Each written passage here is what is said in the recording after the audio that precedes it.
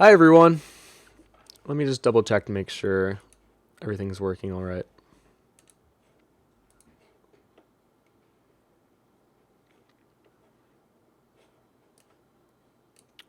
And let me know if you guys can hear me all right.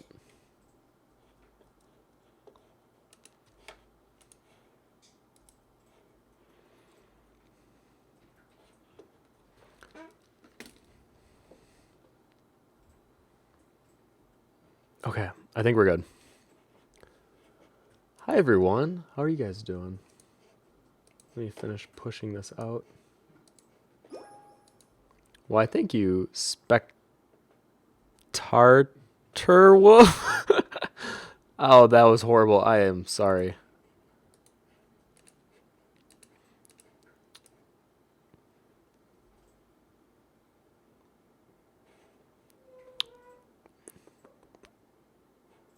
Okay, I think we're good. All right. Hi everyone. I'm Tim Von Rieden, and I'm with CG Cookie doing these weekly Wednesday live streams. We do them every Wednesday at 2 p.m. Central Time. That's -6 GMT if you're outside of the States. And usually we post a topic about an hour or two beforehand. And this one in particular was suggested specifically by Leo way back in January, and I'm finally getting around to it. But I was also told that the terminal glow was also a part of the suggestion. So shout out to you guys for suggesting the stream as we get back into more of the digital streams since we are doing such heavy traditional ones for that whole month. Okay, I just have a few little notes for you guys before we go ahead and get started and people are joining in. And if you have any questions for me, if you're new to the stream, put at CG Cookie Concept before your question. That way when I'm painting, I can quickly look over and see what you guys are asking. I was at Emerald City over the weekend. It is a pretty big Comic-Con in Seattle, which is on the West Coast in the States. And I had a fantastic time. It was honestly amazing. And more than that, I got to meet a lot of you guys. I think there were 7 in total. And I was even yelled at by Faith, who told me that I should have planned like a CG Cookie get-together, some kind of a meetup where maybe we could go get dinner or something. So I think next year I'll start planning these for the bigger cons that I go to and have nice little meetups. But I wanted to give a shout out to everyone I met, especially to Faith, who is the faithful imagination on these streams, as she gave me this beautiful little fan art of Red. And I'm going to actually take it out of the case. And I'm going to officially present it on the fridge. So I'm going to go ahead and put it right next to Maria's.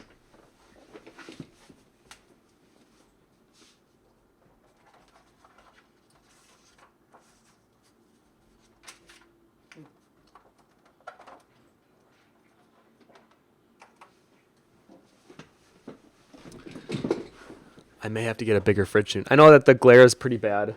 The sun is actually out today, so you can't really see the golden fridge. But for those of you who don't know, the golden fridge is basically a collection of all the things that you guys send me to put up on the fridge. And that is why it's one of the emotes. So I want to thank you again for that, Faith. And you get fridges. And to everyone that stopped by my booth, and there were a few of you that I even took pictures with. It was just great meeting you guys, I think, because now I can put a face to the username. So it was just really cool. And I'm so glad that we got to meet up. Okay, the other things were I got to meet a lot of other artists while I was there. Emerald City is a host of very talented artists, and I'm going to quickly go through some of them, and then we will go ahead and start painting our glowing plants today. So the first one, I think, is I got to see the Schoolism booth.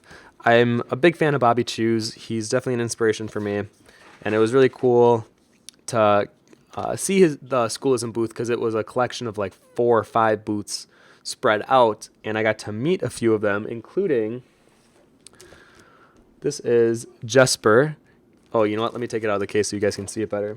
But what was crazy is he came to my booth initially on Friday, and I was talking with him, and he was just very complimentary, and it was great. And then I went to his booth later, not even realizing he was this artist that I actually looked up to, and I had to buy his print, but 2, it was just cool seeing that meet and greet, and sometimes you don't know who you're meeting, and you could be meeting a really great artist and not even know it. So this was one of those times where I I didn't even realize who he was. I never saw his face before, and then I went to his booth, and it was like a shock and awe. And the other great thing about Schoolism that I got, where they were handing out these little wrist bands, and the one that this says, "Punch laziness in the face." I really like that. And then I also got to meet Bobby Chu's wife, or I got to see her work. I didn't actually get to meet. They weren't at the show, unfortunately. But this beautiful little piece, I really like this one. And then there's two more artists I want to mention. First one was someone that I've known about for a long time. I have never really watched his videos, but I took the chance to meet up with him, and I actually have been watching a lot of his videos since, and that is Ross Draws, or better known as Ross Tran if you don't watch his videos. Now, essentially, he does a lot of what I consider spit painting, where he works really fast because he has a very solid understanding of light and color. So rather than focusing on details or rendering, he focuses on the composition and how it kind of creates an emotion, or how it evokes the total piece. So this was my favorite one. I love his original work. I think that I'm pretty sure he told me he's going to be releasing his own original book sometime this summer. So I think you guys should check that out. It's gorgeous work, and I know I'll be supporting it. Plus, he's just a really nice guy. I was actually surprised by how genuinely nice he was. And then the last artist is someone that I'm going to be bringing on to a live stream soon. It was an artist that I have never heard of before, and she was just an absolute sweetheart. And her name is Sarah, but her art is called Fly OK. And she does these fun little pieces. Let me grab. She initially came up to my booth and handed me a sticker, and I was, intrigued, and I was like, yeah, like I'll come by your booth. And then as I went by her booth, she had a lot of great stuff. And the more I talked to her, the more that I think she would be a great fit for coming onto the show and just doing a demonstration of how she works, in case any of you are interested in something a little more in a stylized manner, because I know a lot of the times I'm teaching more of like a realism style. So I think it'd be cool to have something a little more stylized. Okay, but I don't want to bore you too much. I know we want to get right into what we're doing today. So let me go ahead and switch this over here.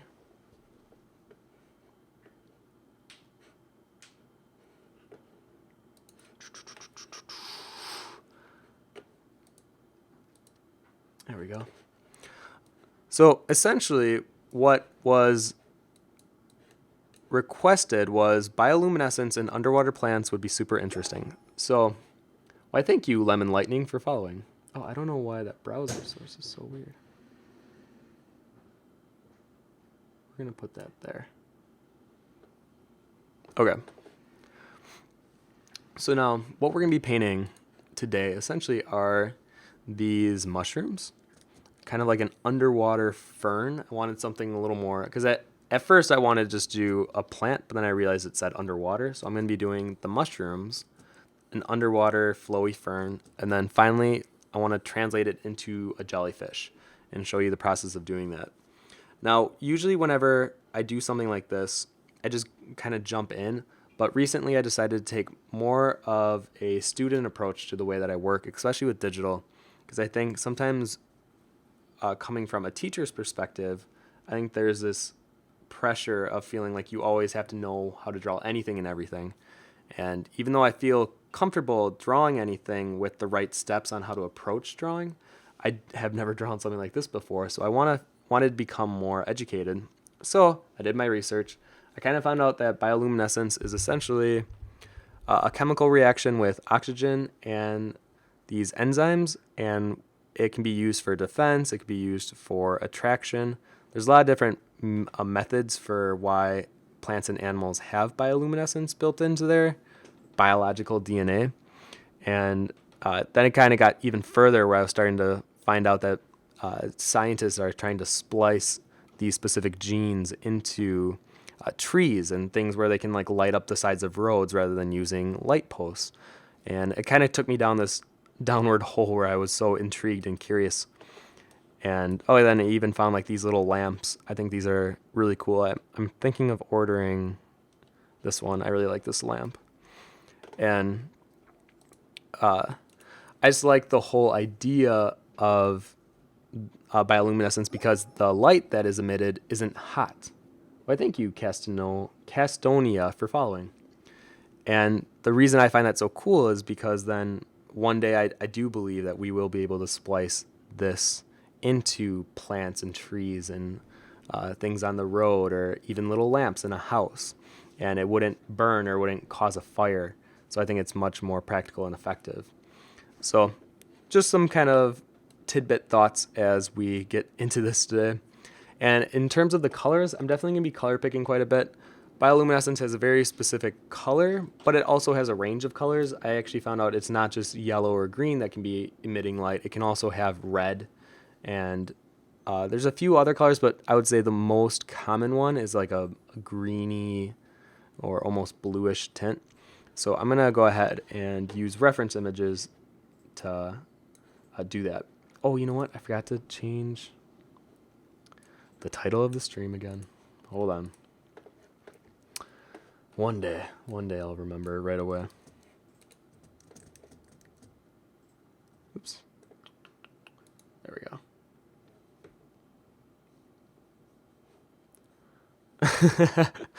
Faith says, I'm so jellyfish of your skills, Tim. That's pretty good.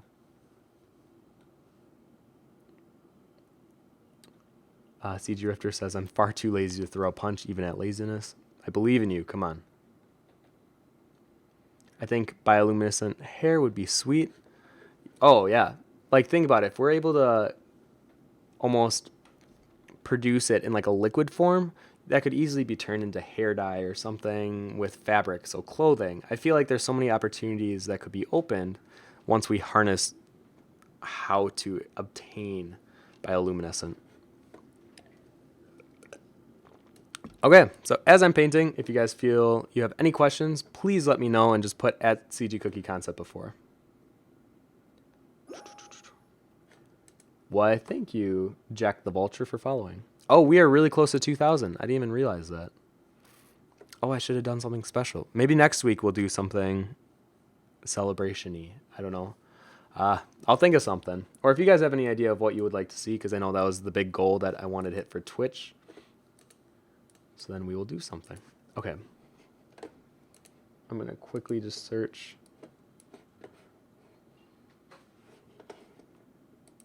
One more image of a mushroom, and then we'll go ahead and get started.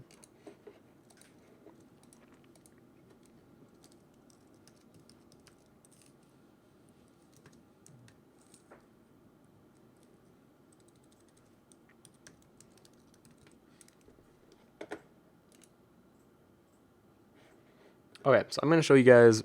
These are natural Oops, I spelled it wrong. These are natural bioluminescent mushrooms. And you can see it, they have this very green, and so like that eerie alien green color. And I like it, but I want to go for more of like the bluish tint. I like this color palette a bit more, or like this. It's still green, but it's more of like a, not like punch you in the face green like this one is. Oh yeah, that's pretty cool. So this is what we're going to be working off for with our reference. Okay, so let's go ahead and just do this. I'm going to be working with the Chloris plugin, if any of you are wondering what this is on the left here. And I'm going to be working, let's see, what do I got? I actually want to work with a texture brush today. Maybe that one.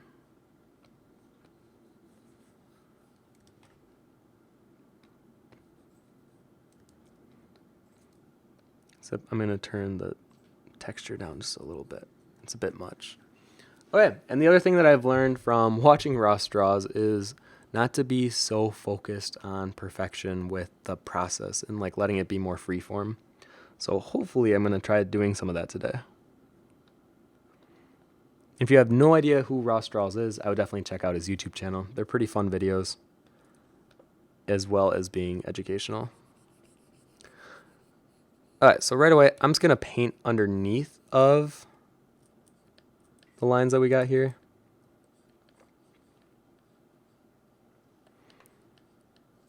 Something that I used to do all the time, and I don't know why I don't as much anymore.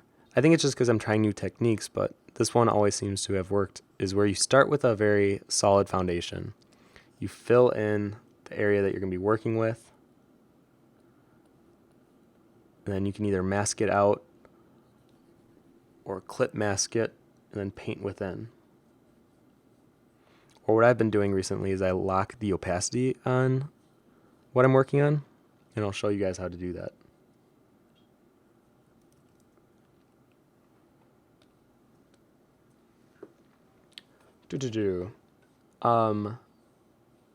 Spyro says, "Hey Tim, I'm going to be applying to colleges soon, and I was wondering if you had any tips on what to put in portfolios for my application."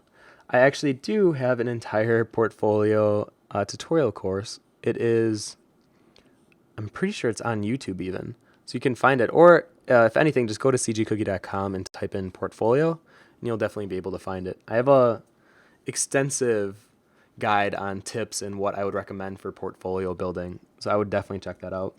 But if you kind of want just like the cliff notes, do you think you should have the strongest in the very first, or in the first image, and the last image should be your strongest?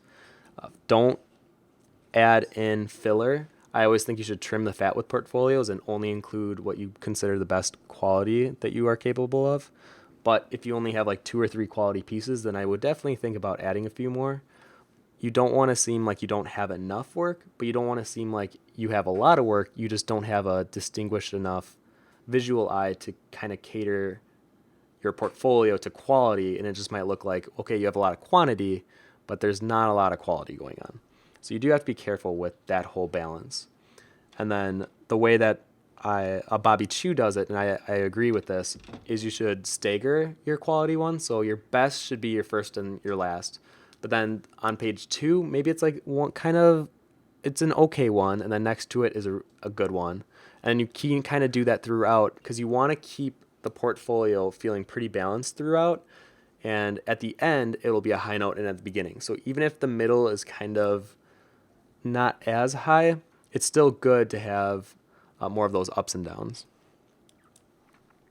And and do not theme your portfolio. I know it seems like a cool idea, and I tried doing it too in college, but the older that I've gotten, the more portfolios that I've had to review, and even talking with other artists that are in the industry or even hiring art directors, I always hear, don't give me a theme for your portfolio. The theme, and then my conclusion of this was, the theme of your portfolio should be quality work. It shouldn't be a 50s diner. It shouldn't be post-apocalyptic. It should be quality work. So put it on like a neutral background, usually gray or white, and let the art shine. Let it speak for itself. Don't have this portfolio like being this weird. I see a lot of post-apocalyptic ones. I think that's why I'm bringing it up. And it just doesn't flow well. The art feels overshadowed. And I think that's why just stay away from it. Okay, now I'm actually going to put a background behind these plants here. We're going to make it a bit darker. I want to go darker than that, actually.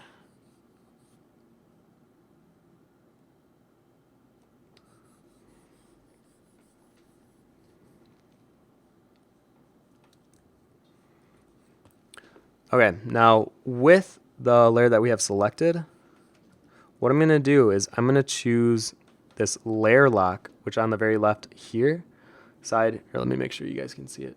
Yeah, so on my layers menu, it's the checker pattern right next to the lock. So you click it, and now when you grab a color, you can only paint within whatever you pre-established beforehand. So since I painted in and kind of filled in the mushrooms, I can't paint outside of them now, which is great, because then as I grab this darker color to fill in the stem of these, you can see how it won't go outside now.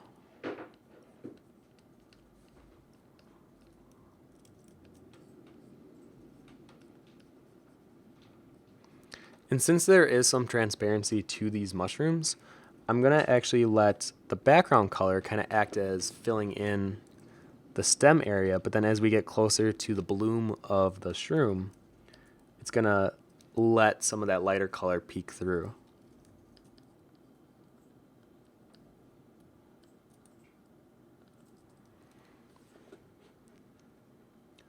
Lemon Thunder says drawing food.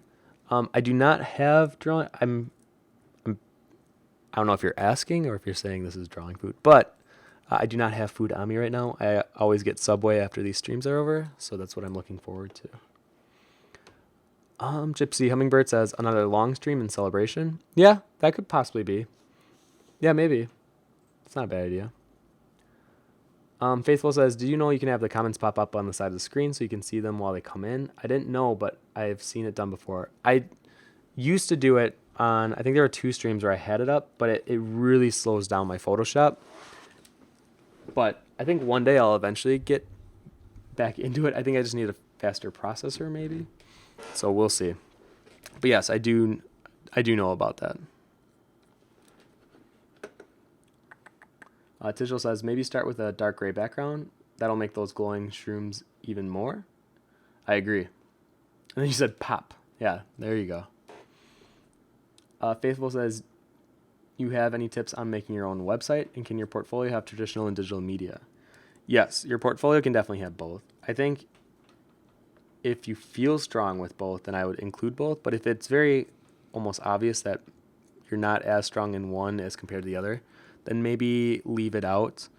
But I do think employers like to see the variety as long as it's consistent and as long as it feels like they're matching the same level of skill or even just quality in general.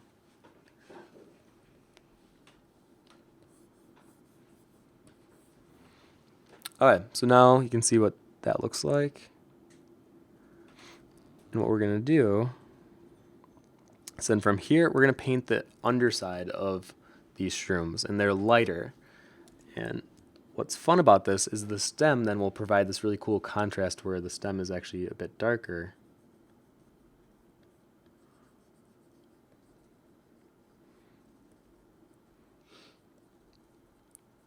And you can see you can bring that lighter color right up to the stem, and like instantly you get a cool amount of contrast there.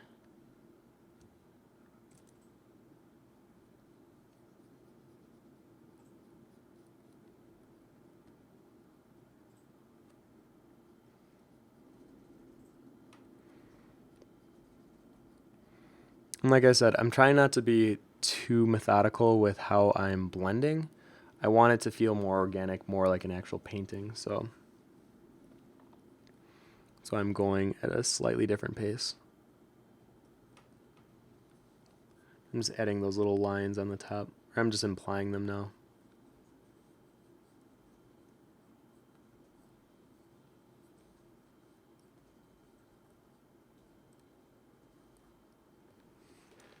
Something like that. Okay, so I'm switching to my mixer brush, and essentially what this will do is I'm able to mix within just this layer, and you can see how it won't pull the background. It'll only pull the layer that I'm working on. And the reason I love the mixer brush is it acts as like a blending stump in traditional media, and I can quickly just blend out some of these colors. Because then I'm going to almost like prepare to detail on top. Like that. The second part of, Faith's question. Do you have any tips on making your own website? When it comes to making your own website, keep it very clean. No art director wants to go to a website and feel like they're challenged. So I would have your art pretty much on the first page of some kind. Have there be like 3 or 4 tabs. Have it be like portfolio, about, and then maybe connect or some way of reaching out. And then if you wanted to like split the gallery into like traditional or however it might be, characters, environments, I see that a lot too. But try to keep it as minimal as possible and simple. That'd be the best way, I would say, to go about handling your online website. Okay, So now from here, let's see what it looks like without the lines. Okay, I actually like it without the lines. Usually I don't know, usually I'm not feeling it when it's this soon. I think it kind of, maybe I like it because it reminds me of um,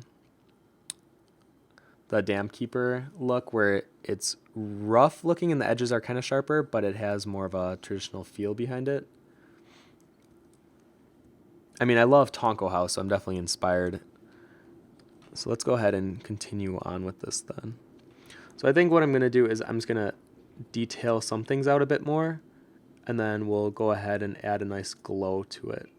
Now, I feel like there's a lot of different ways that we can add a glow, and I feel like after watching Ross's videos, I feel like I should be using a color dodge of some kind. So I think we're going to try a few things. Like I said, I'm going to treat this more like I'm also a student trying to learn, and I think experimenting with the different blend modes that are available to us, maybe even painting on the light. I feel like there's a lot of opportunities and ways to go about it, and I don't feel like one is necessarily right, but there's definitely going to be one that's right for you. So as I'm going through, I'm going to see like what feels right as I go in and paint on some of those.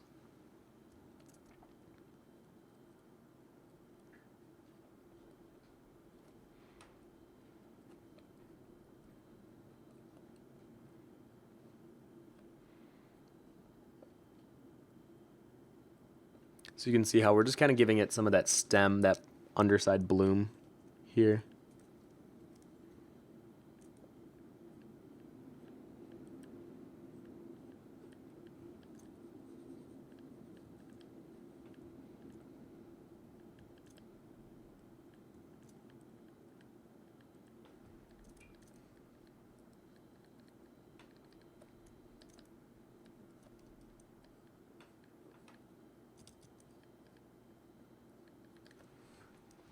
You can see how we're just giving it a bit of that edge to the stem too. I don't want to overdo it.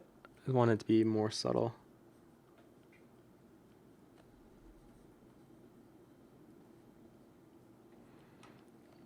And some of this I could even clean up.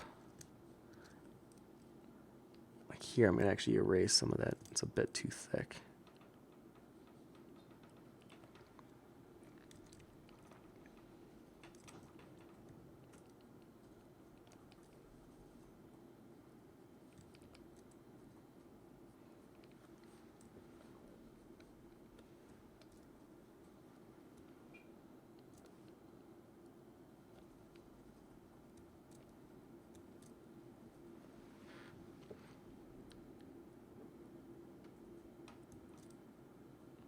I want to give some separation between these three branches, or the stems where they meet up in the back here.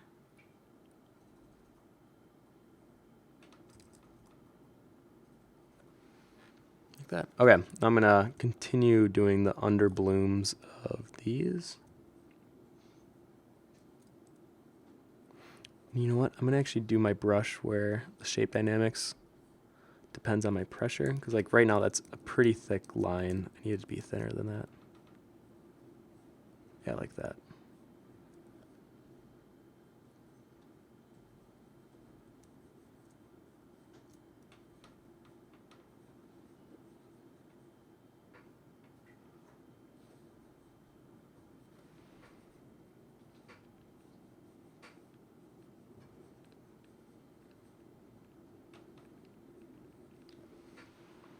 Same on this one. You know what? Let me see if I can get a question in while I'm doing this. It's color dodge time. Yeah, I didn't even realize that was like Ross's thing. But now I definitely know that that is his thing.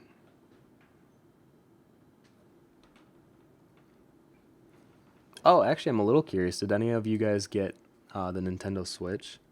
I've heard mixed things about it, and I was actually able to play with one at Emerald City. Someone was walking around with it, and I was like, all right.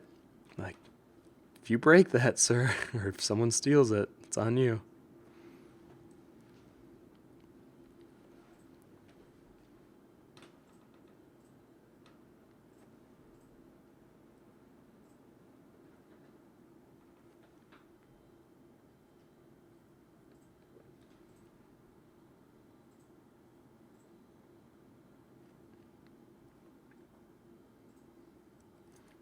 And then I think before we add the glow, let me add some of these upper lines. You can see even in the reference, they have some of those lines on the top as well. Like I said, I'm not going to get crazy detailed with this, but enough where you can kind of see some little patterns or some of the details.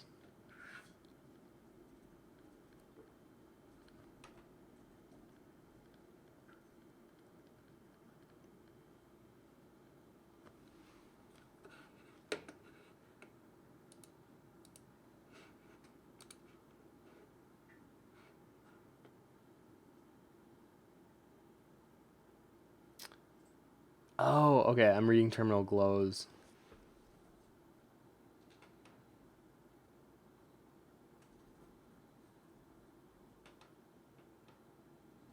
I don't know why I didn't see yours at first. I am sorry.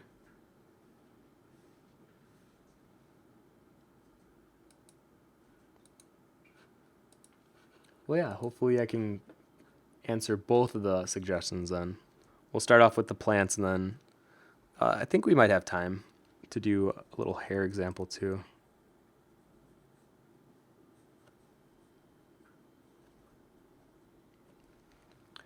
Faithful says, get to the good stuff, Tim. No mushrooming around. Okay, I'm getting too desperate with my puns. Save me. I wonder, Digital, do you have any good ones you can whip out with mushroom? Because you seem like a fun guy.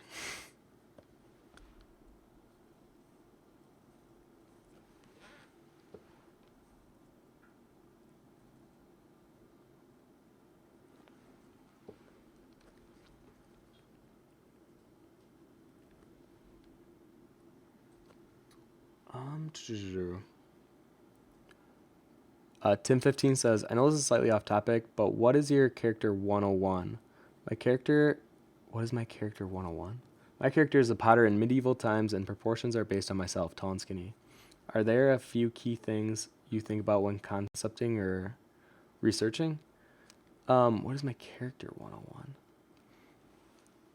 If you mean like how do I go about creating a character? I definitely always think that it should be pulled from your personal experience or your personal life, because then the character will have more life within them, because then it's easier to not only relate but then to write for them or to know how they'll react, rather than just playing up a trope of if they're a bad guy or if they're always angry, and that's not a very dynamic character. You want something with a little more emotional depth. But in terms of what they look like, I always think about the environment that they're in. You want to think about how they fit into the world. What is their job? What is their family structure? What is their upbringing? You want to consider all of these when thinking about creating your character.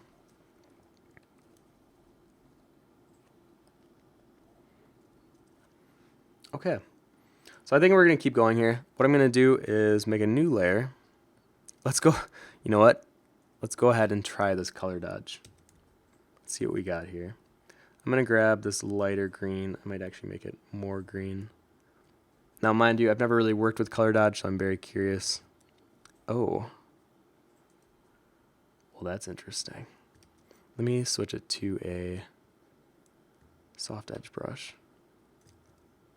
Oh, that's very curious.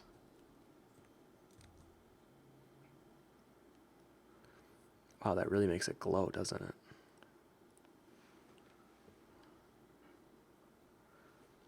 Wow, I was actually not really expecting that. See if we can change the color to be more greeny. Oh, wow. Now they just look like light bulbs.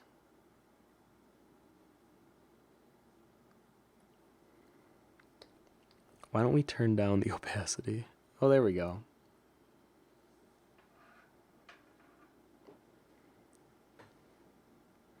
Yeah, that really makes a difference. It definitely makes it look a bit more digital.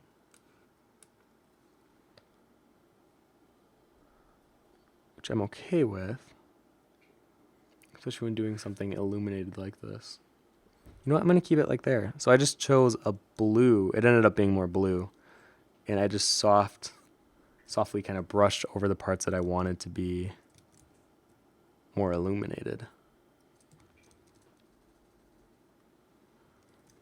That is very interesting.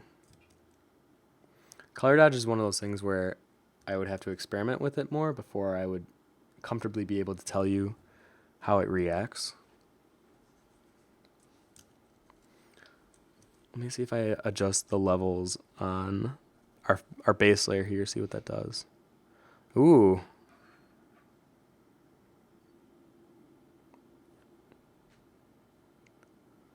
Also very interesting.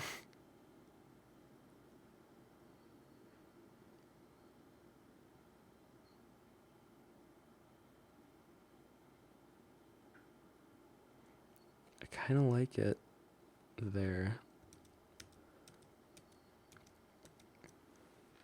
That's very interesting. I think if I was to do anything, I might do an overlay over all this and just give it more of that greenish tint again.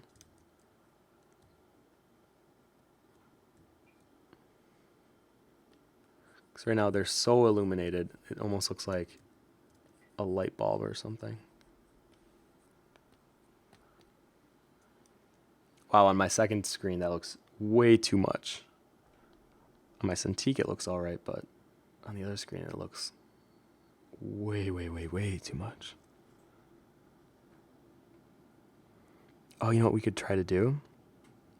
So here's something that I'm gonna do because the glow on these mushrooms are actually kind of overwhelming. So what I'm gonna do is I'm gonna grab my selection tool, select the dark part around the mushrooms, and then mask it out.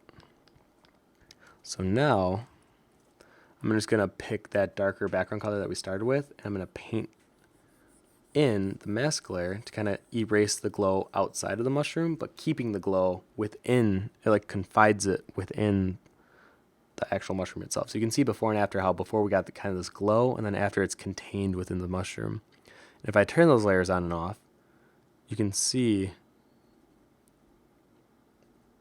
the difference of the pre-glow and the afterglow. It's very interesting. Okay. I think let's move on to our next plant now. This is like the underwater kind of kelp looking plant.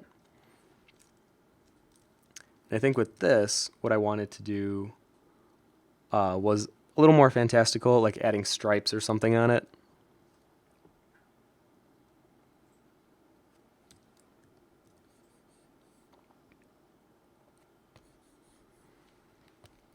So let's go ahead and do that.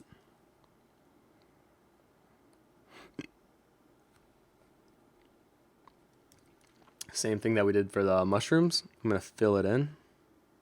And since this has a decently solid edge, actually I'm going to show you the trick that I normally do to fill things in.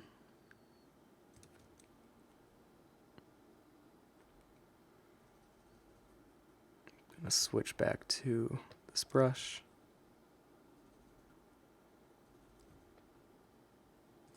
So pretty much what I'm going to do is give it just a bit more of a defined edge. Even if we're going to be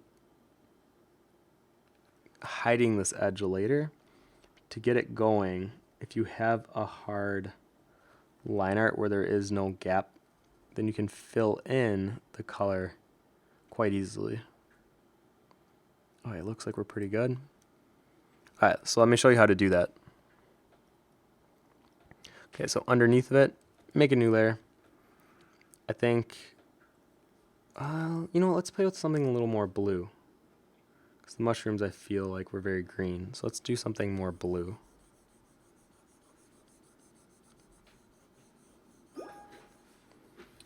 Why, thank you, Trey Bohr 1928 for following. Oh, and that, we hit our goal. Congratulations, guys.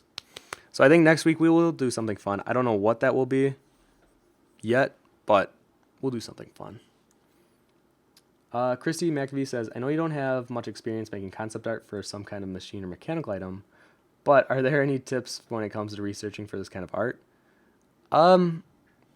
Yeah, I think in terms of anything, if you want to draw anything, you have to do proper research, and you have to, in my opinion, you should kind of learn the functionality and how whatever you're drawing operates, especially if it's machinery. I feel like you want to be pretty well aware of that process. Oh, you know what? Hold on. So like in your case, I'm almost curious of like what kind of machine or what kind of item you're talking about, because I think it would be easier to help answer the question. But well, I thank you, oh Kami Wolf, for following.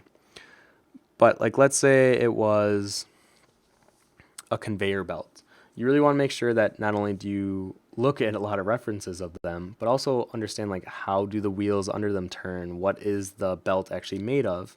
And those kind of questions lead to answers of helping you understand what material you're supposed to be rendering, or exactly how it's supposed to work, or even how wide it is for whatever item that they're making.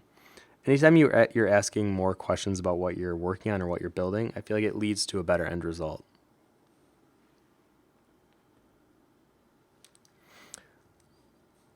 Okay, good, that worked. Okay, so essentially now that we have the background covered, since our line art was solid all the way around, when we go to the line art, if you then magic wand the selection tool on the left-hand side under your toolbox, if you just click the area outside of the subject matter, just click delete, and bam. Obviously, there's going to be some rubble that you have to clean up, but it's a lot easier than going through and cleaning up the area under here. Now, the thing that I normally would do is go from here, but since I wanted to keep that darker blue background, instead what we're going to do here is we're going to go to select on the top menu bar, and we're going to do inverse. So now I have the contents within the seaweed underwater plant selected. I'm going to make a new layer. Let's grab another color so it's easier to see. And you can see now we're painting within the confines of our subject matter. Something like that. So any way you can fill in an object faster, I would feel like this is one of the fastest ways of doing it. But like I said, if you do it this way, you want to make sure you're working with clean line art, because since I worked with such a texture brush, you can see if you zoom in, it has kind of that grainy, not so perfect looking edge. I mean, that can still be cleaned up, but some people are just like, I'd rather have it be clean from the beginning. But since I'm more of a experimentation mode right now, I think I am allowing myself to not be as perfect all the way throughout. So here, I'm going to add some bioluminescent on the leaves, and we're going to create some, I think, tiger stripes going down. And I think it would be neat to have that look. So what I'm going to do is I'm going to first create a foundation to place these stripes on.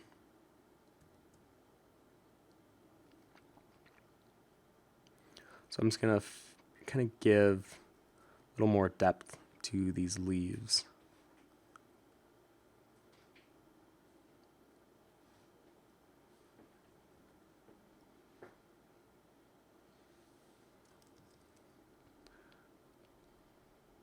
And using that mixer brush that I was using earlier, I'm going to soften up some of those edges that this digital brush oftentimes creates.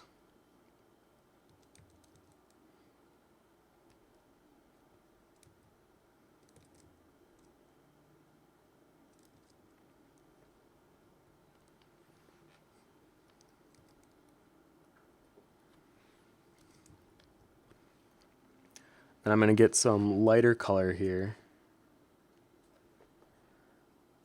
Let's give it a nice edge on some areas.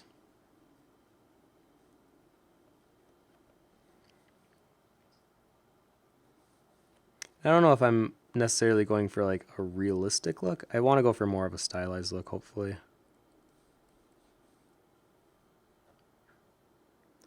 But I do want to edge out the leaf.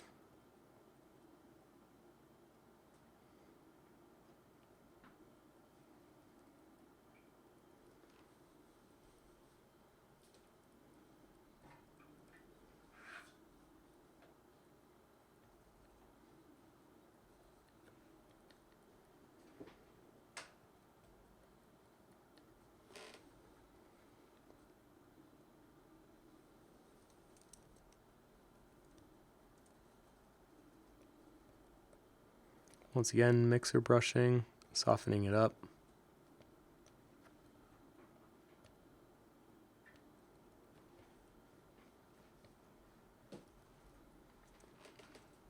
All right.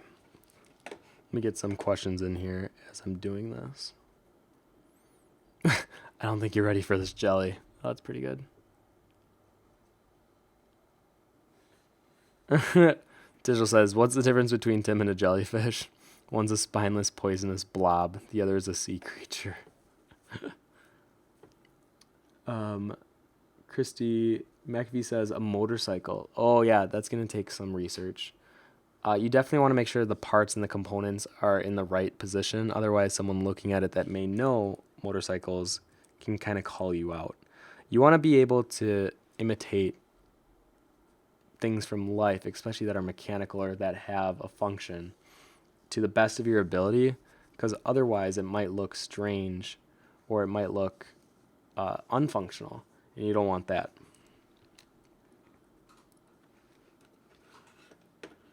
Joe Pasor says, do you think shaky hands are a problem to do concept art? Can be. I definitely think it's something that would be one of those things you have to manage, but I still think you can do concept art with it. Because I feel like, especially with concept art specifically, it can be faster, it can be quicker, and I think with that, it allows there to be some of that roughness, some of that gestural lines that maybe it's hard to control with having shaky hands. So yeah, I definitely think you can be a concept artist even with shaky hands.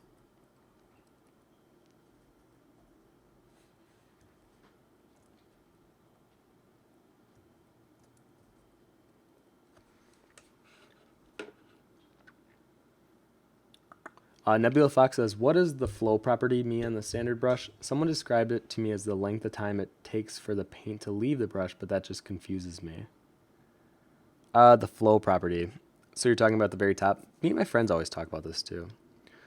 So the way that I would go ahead and look at this is literally go to Google.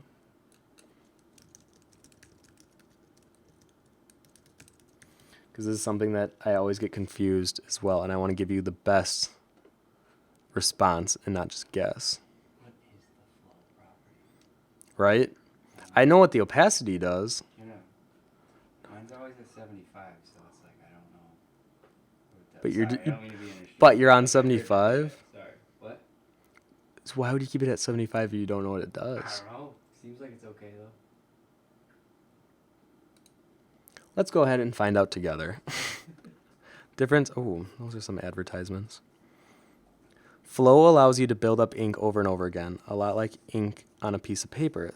The more times you go over something with flow as you're setting while using your brush tool in Photoshop, the more ink you are building on. The effect a marker has on a piece of paper, every stroke's laid down more.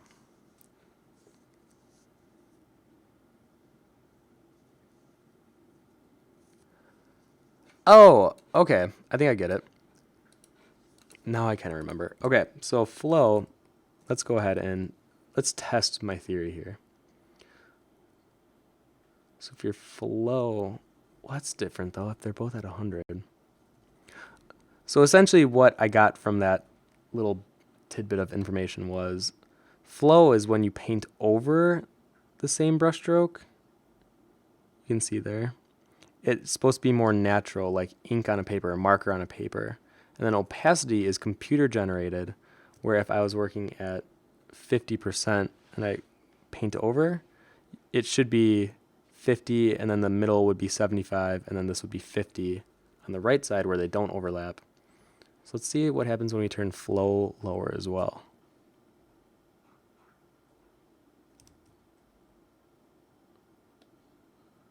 Oh, it's with opacity down though. So let's see what happens.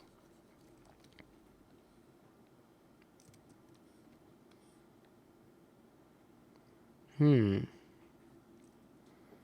personally don't tell too much of a difference. I mean, obviously the top one looks like it has more texture, but I don't really see the difference too much. Oh, I see it there.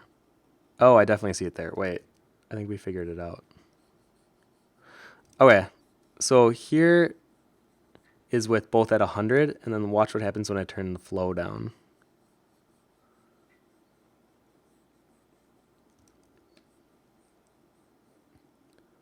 So when it overlaps, it does act like a marker, but when it's at 100,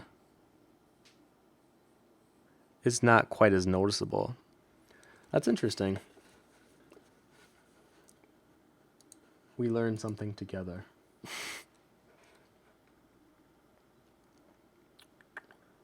Lemon Lightning says, have you checked out Kyle T. Webster's brushes? Closest thing to natural media on Photoshop I've come across. I've mentioned this because the last stream I watched you were looking for ways to integrate more traditional elements into your digital workflow. As a bonus, the Photoshop Sketch iPad app now lets you use .abr and .tpl files. Makes for a truly wonderful combo. My roommate actually recommended those brushes, and she also said, I actually am pretty sure she sent me them. I just haven't experimented with them yet, but I do plan on doing that because I definitely want to have more of a traditional look to my digital stuff. I think for the longest time I was fighting digital and it looking too much like digital where I wanted it to look more traditional. So I definitely think that is something I'm going to play around with.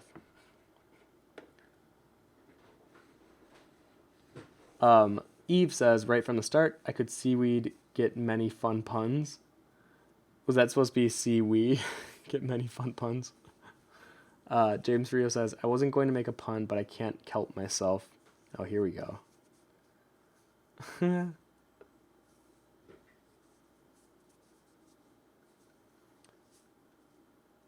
Terminal Glow says, what's the difference between masking and locking a layer's opacity? Ooh, okay, there is a minor difference. Man, you guys are asking the tough questions today.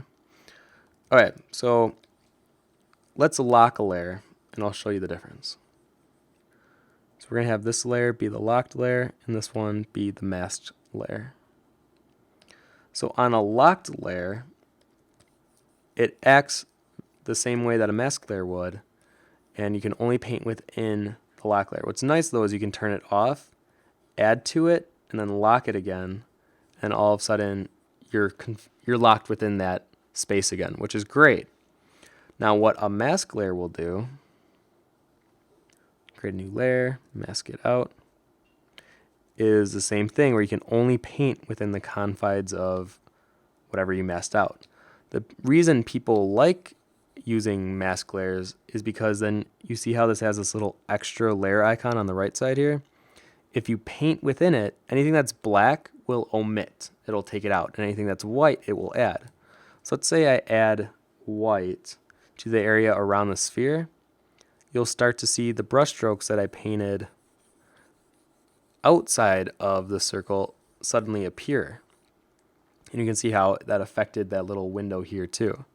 So now if I switch back to black, you could erase all of it. And if you're like, you know what, I just wanted a ring within that circle, you can see how it adds it back. And then if I switch back to our normal mask layer, let me grab a different color so it's easier. You can see how now it will only paint that a ring that I created. So you can kind of paint within the mask layer itself. And that's why people like using the mask layer. Because then if they want to add something subtly, like a texture or something on top of what they're working on, it's very easy to do that with a mask layer. Where the first example that we were working with is very much for like on the go, you're working and you want to work within the outline that you've created or within the shape that you've created. And you see a lot of artists that are in concept art, they work with that heavily. So just something to keep in mind, the difference between the two.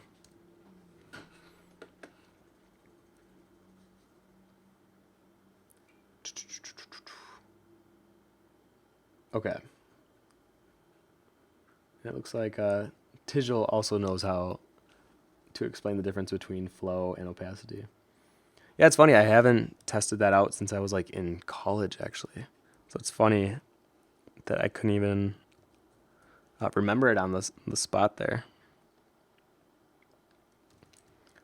Okay, let's give our underwater plant some bioluminescence.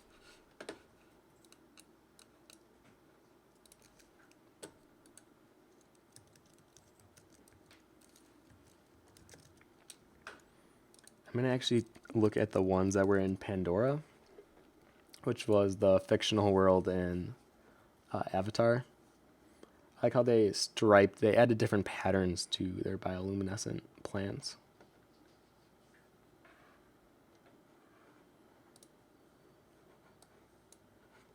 Yeah, I think I'm going to try to create something kind of along this lines where it kind of veins out there.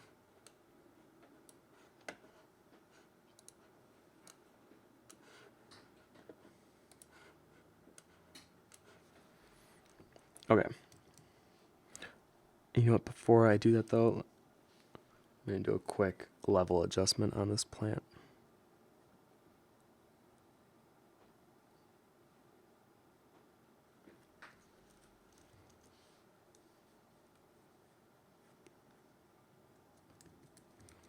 So you can see before and after, where it's like heavily affecting the way the kelp looks. Actually, you know what? Yeah, no, I like this better.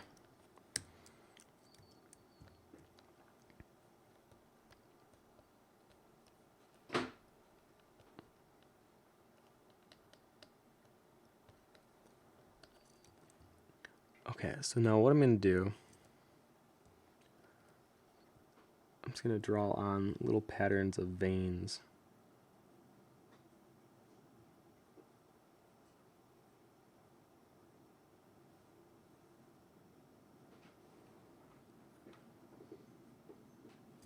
I feel like I almost need like a dominant one going down the center here.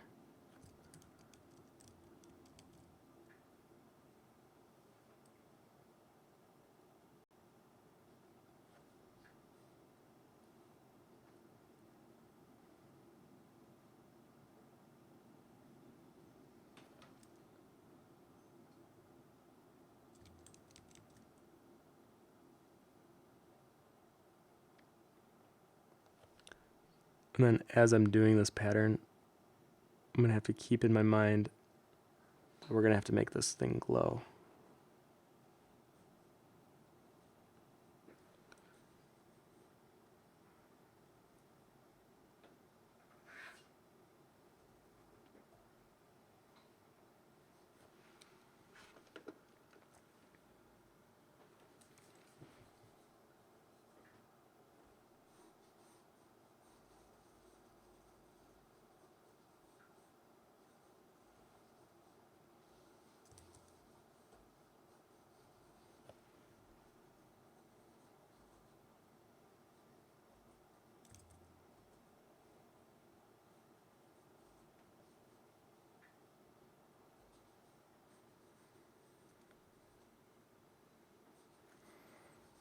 You know what? I don't really like that though. I think I am going to tiger stripe it.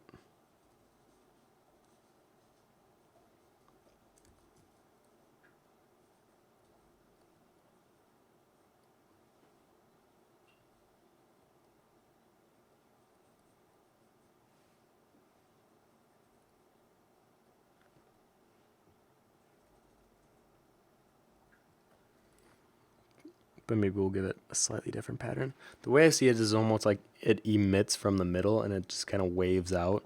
So imagine if these go in like this direction.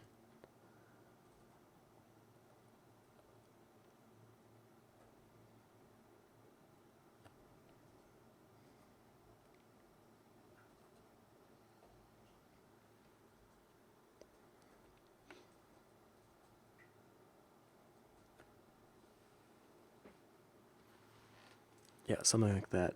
Now the tough part is going to be making it look not so much like highlights, but actual stripes on the plant.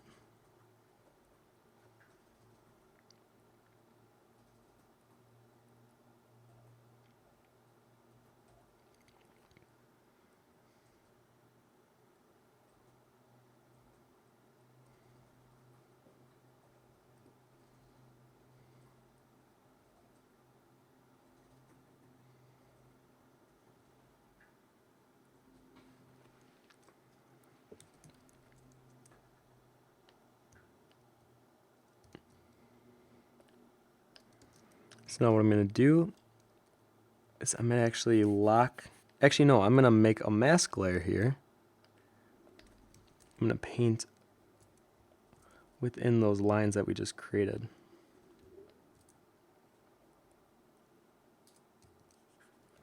Definitely don't want white.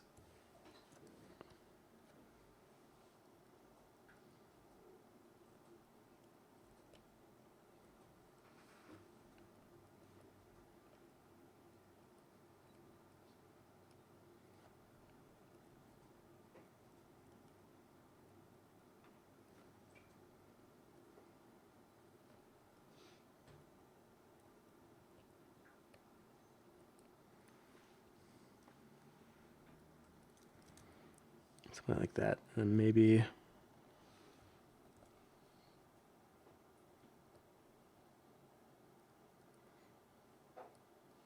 having something that kind of connects them all.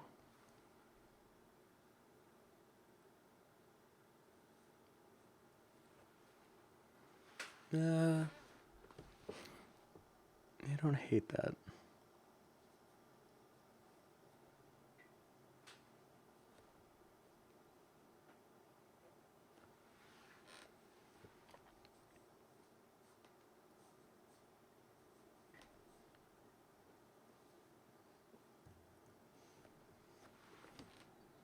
Something like that. And now from here we can make it glow.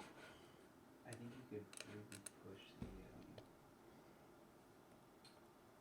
more like shape language when it comes to, I think once again we're going to do color dodge here. like, I like the tail. I like where the tail's going. I think maybe these guys Oh, we're going to take texture off though.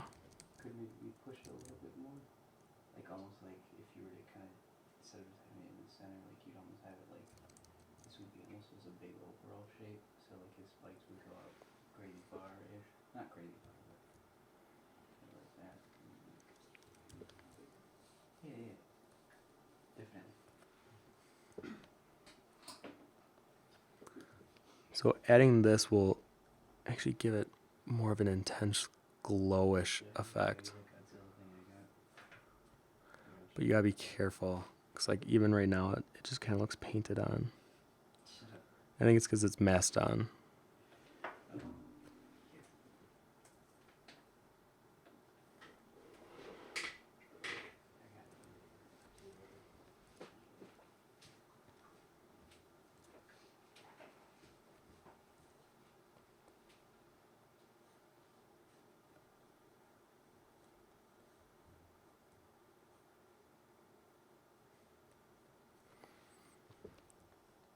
So I'm going in actually with my eraser because I like the subtle glow around it, but right now it's a bit overwhelming.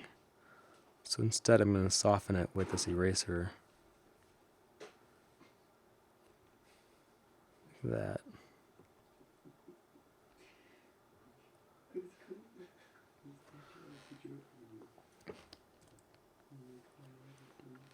Something like that. And you know what? Why don't we try a different color? Oh, there we go.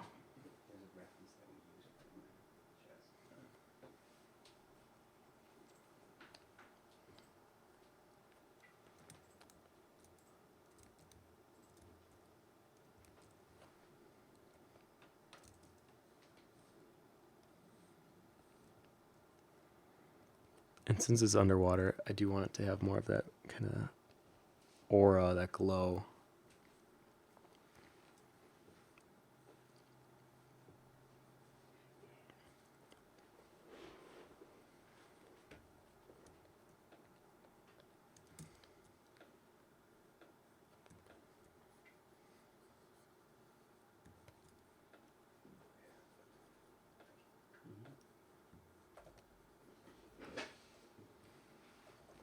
Like that. It's our little glowing seaweed there. So now going forward, let's go ahead and do our jellyfish. I think this is where we might have some fun with it. Oh, let me see what questions we got. Leo Sahel says, is your Photoshop color wheel a plugin? I have one downloaded from SciCry that's very different, but yours looks so advanced. Where do you get it from? So this is called a Coloris color wheel, and this is one of the partners that we just had for our last contest. and they gave me a free copy to experiment with, and I'm going to be doing a tutorial on how to use this and how to utilize it to the best of your ability. And I think the greatest thing that you can do is not only all of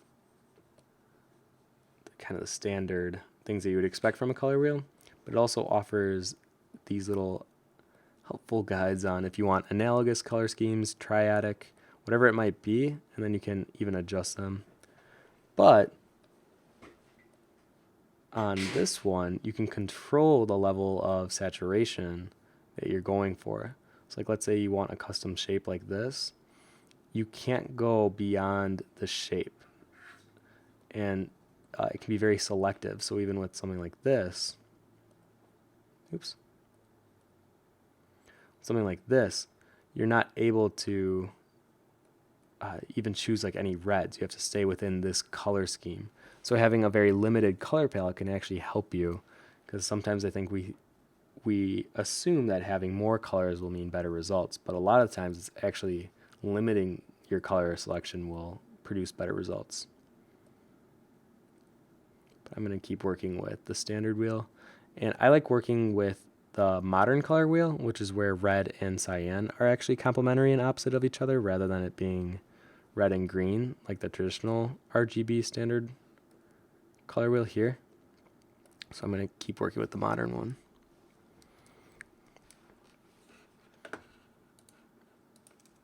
Okay, I'm going to go ahead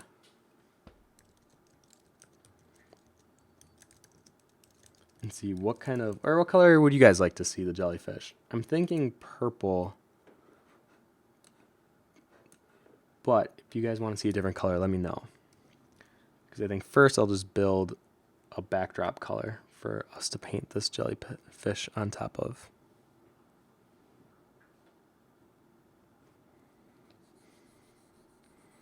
Yeah, I think we're going to go very dark. I want there to be a lot of contrast here.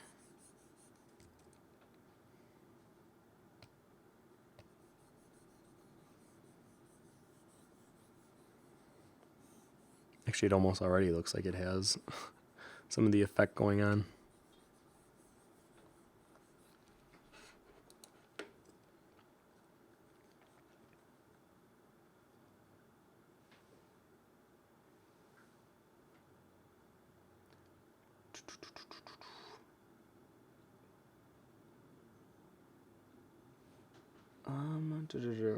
The Loesch effect. Everything is shiny. Yeah, I usually actually hate adding glow or anything shiny on my work. Maybe it's part of the reason I've avoided color dodge. But it's fun experimenting with it a little bit, but I can kind of already tell it just feels digital to me. And I'm very much more a fan of things feeling more traditional media. Faithful says pink and teal. Oh, I do like that. Christy Magby says tangerine. Nebula Fox says banana. Interesting color choice. Grape, mango, pineapple, coconut. Okay, I think we're going to combine some of those. I definitely think we should just do a warm color palette, whatever we actually decide on. So let's lock the line art that we have. I'm going to change this to pink.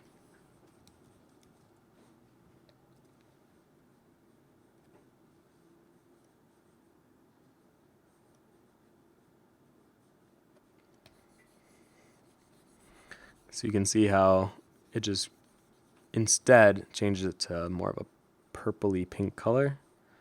Same with the top one. I'm going to make it a bit more intense though.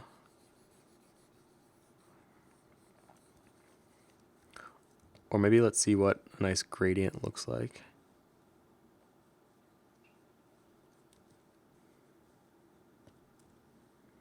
So maybe what was the other colors you guys picked?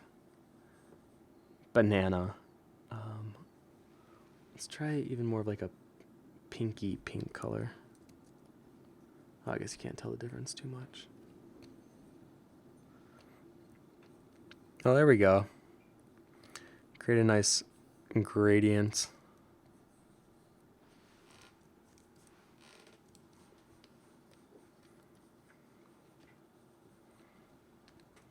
Yeah, maybe we'll play with this kind of pink and orange color scheme.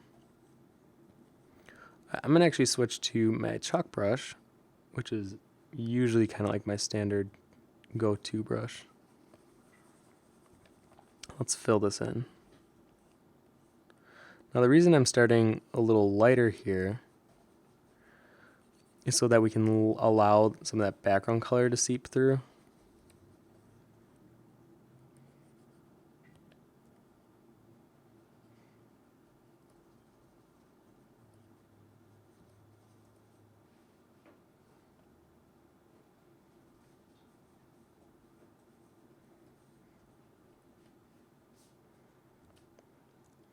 Like I said, I'm trying not to be over perfectionist here and letting it be more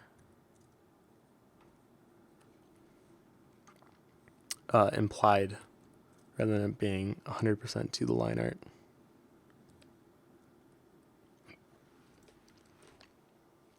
And I think with digital art especially,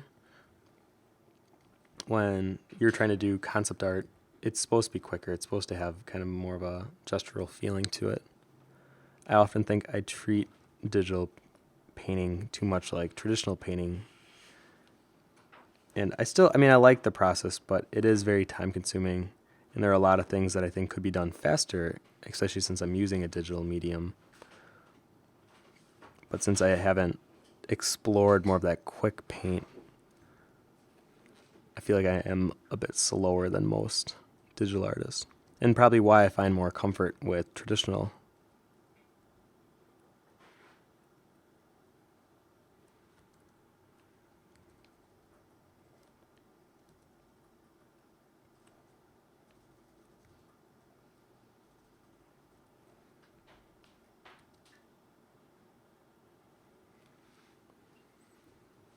Okay, so now with that layer, I'm going to lock it. And let's do the same thing. Give it a nice slight gradient here.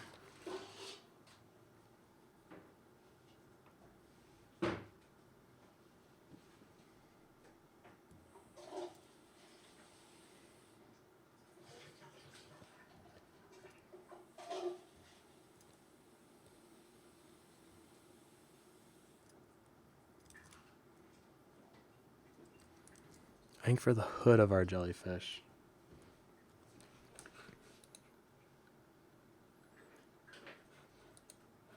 yeah, I definitely want the most glow to be like in the center area.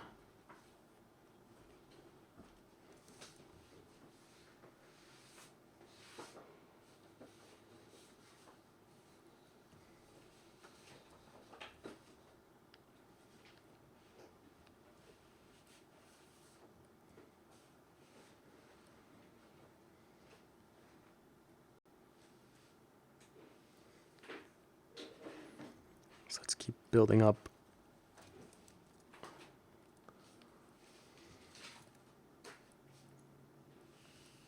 The glow in here, and then it'll just kind of trail down into these larger tentacles.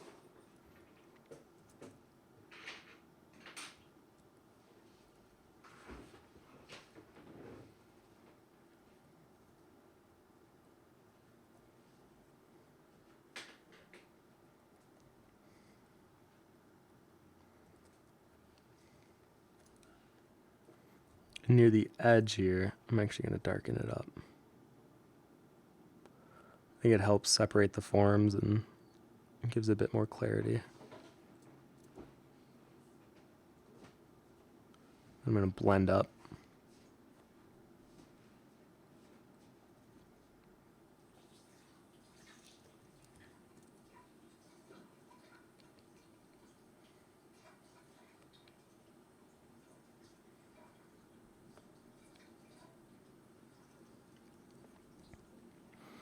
And I think these darker stingers here, I'm going to make them a darker color.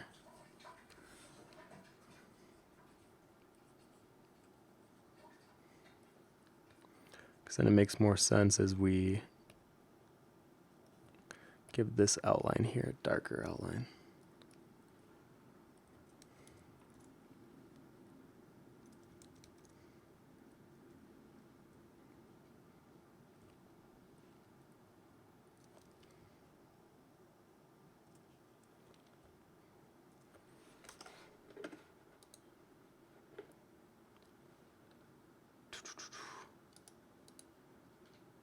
CG Rifter says make a lemon jelly. Let me make sure.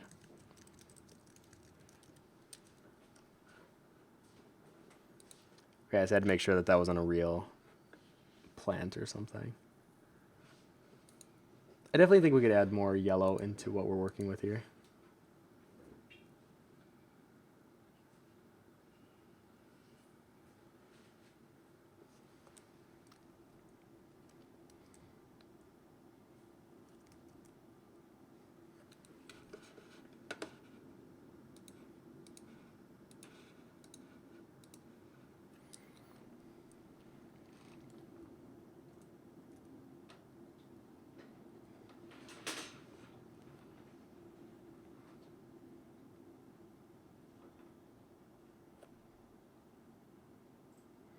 Because I think even with the jellyfish, I'm going to do some color adjustment after.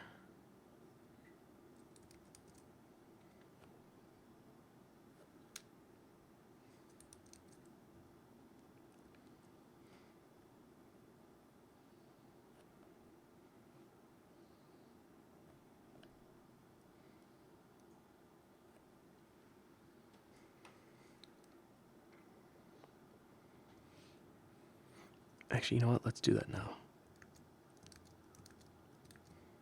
Alright, so now I have the jellyfish all in its own layer. What we're going to do, let's do some color balancing here.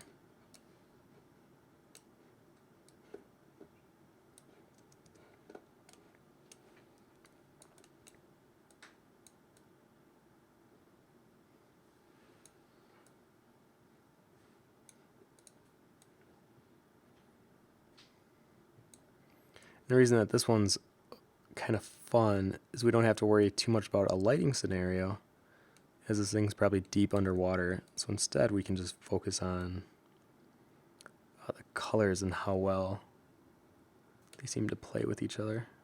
Ooh. Oh, I really like the yellow. You know what? I'm going to keep playing with the yellow.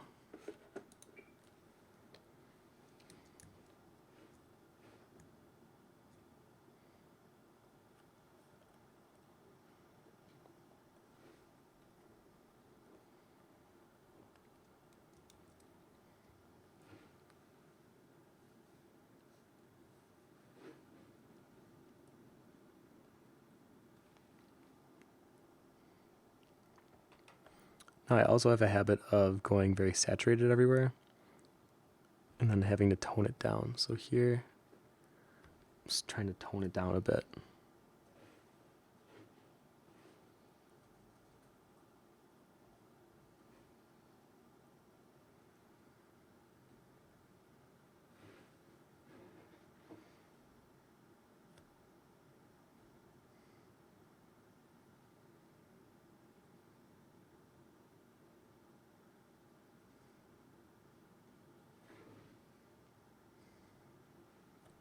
The reason I'm adding some of these kind of swirly looking lines is if you've ever looked at the underside of a jellyfish, they have these very tight, scrunched, almost like a bunch of scrunchies layered on top of each other going down a line. And the amount of texture and detail on them is immense. So instead, I'm going to imply them here so that it kind of gives the impression of them. But I mean, if this was like a painting that I wanted to spend a lot of time on and go for hyperrealism, I would definitely go in and actually detail every single little one of these things. But since we're on a live stream and we're trying to teach bioluminescence, I feel like it's a little different. I'm going to go back up with kind of a darker color, get a nice mix. Maybe even have some of that background color peek through.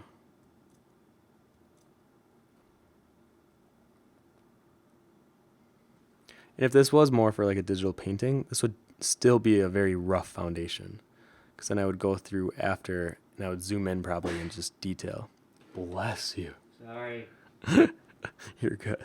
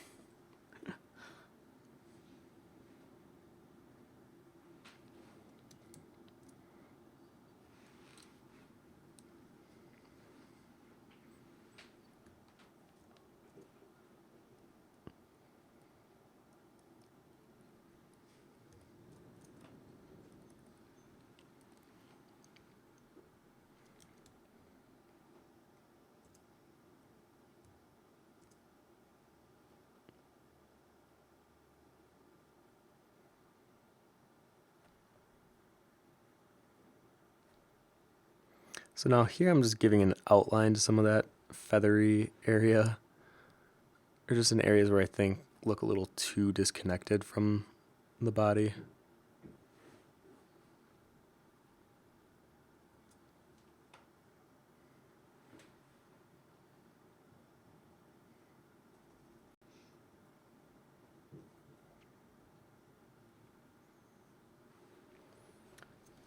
Sergeant Guava, great name, says, Tim, are you going to do a stream about being a convention artist anytime soon? Also, would you ever want to do a convention in Cali? I can't really afford to travel out of state, but I would love to meet you someday. The biggest con in North Cal is Fanime, which I hope to display at next year, and Anime Expo or Comic Con for SoCal. I would love to go to Anime Expo. That's one that me and Key have been talking about wanting to go to for a while. And I definitely want to go to a California con. I like California, so it'd be nice to go back out there for a little bit. But am I going to do a stream about being a convention artist? Yeah, I would actually love to do that. I feel like it's so topical now that it's been 3 weekends in a row I've been out at different conventions in different states. And then I kind of have a month off, so my March, I'm pretty much back in Wisconsin. But come April, back on the road, and I love it. I love the life of a traveling con artist, and I think I could share a lot of tips and give you guys advice on if you're curious about possibly becoming one yourself. Because trust me, I've learned a lot over the years. I failed a lot. There's new things that I've tried. There's things that my friends have tried. There's things that worked, like unexpectedly worked, and there's things that unexpectedly failed, like things that we thought for sure would be like good ideas, and they ended up not being good ideas at all. So yeah, I can share some of the tidbits that I've learned over the years with you guys. And I think one of the best things that I can say even now is just do it. Don't wait for like an opportune time, because that opportune time will never be today. It'll always be tomorrow. And that's something that I really do believe, not only with just conventions, but just anything within art. It feels like we're always pushing something to the next day, when really we should just get started today and don't make excuses.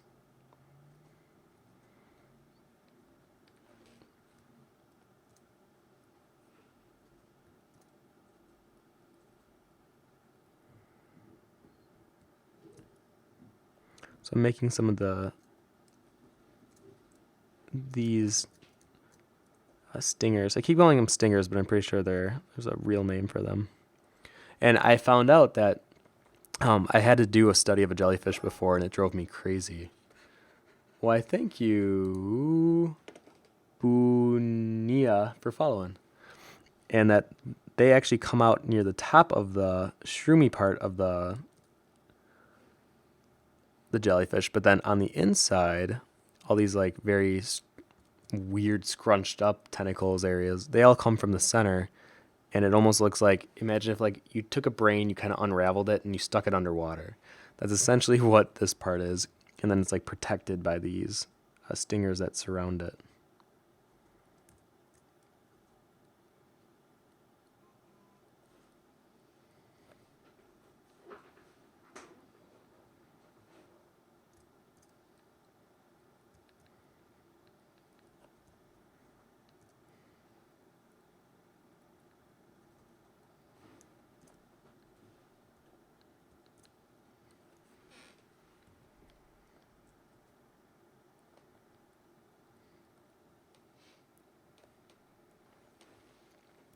Juju, Lights and Sea says, have you read any good essays or books about the art making process and motivation?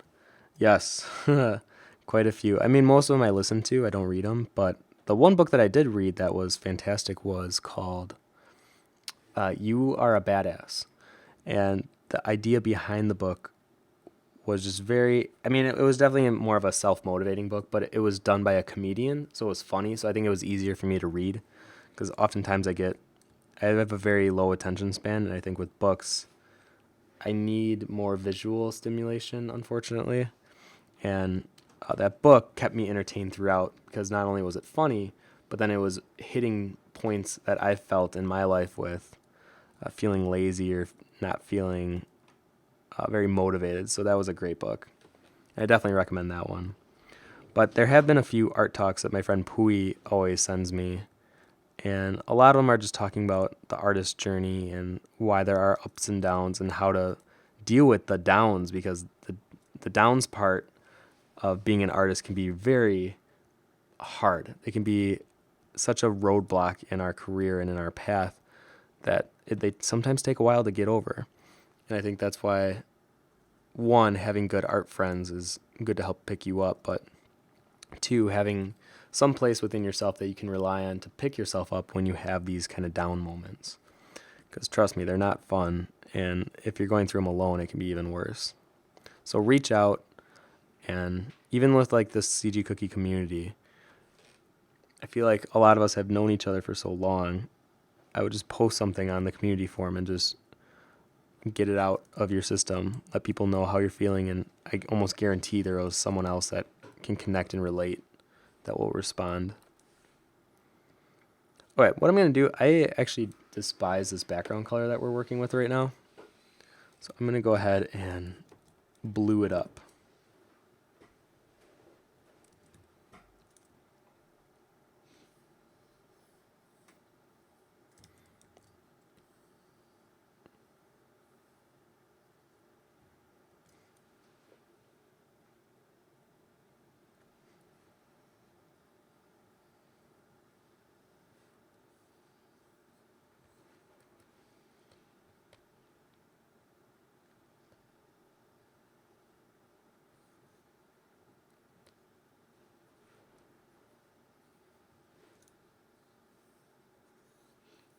Maybe add more green. I specifically went out to do more blue, and then I'm already choosing colors that are more green. Yeah, I like that better. So you can kind of get a feel of the glow within the jellyfish without the use of color dodge or overlay. But I think just for kicks, let's go ahead and see what that would look like. You know what, one more time, just for Ross, we'll do a color dodge. Oh my god, that really like, that illuminates it so much.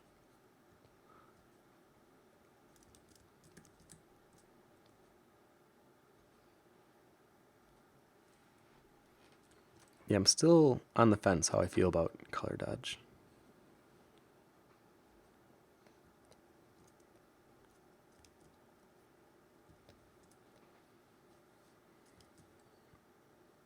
Because I feel like if you embrace how digital it looks, then you can do some crazy cool things with it. But I think I'm just not quite there yet.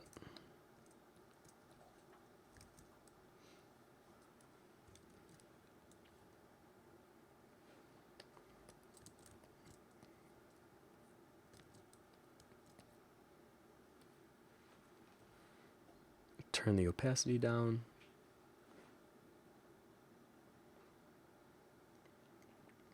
I mean, it definitely makes an effect. I will give it that.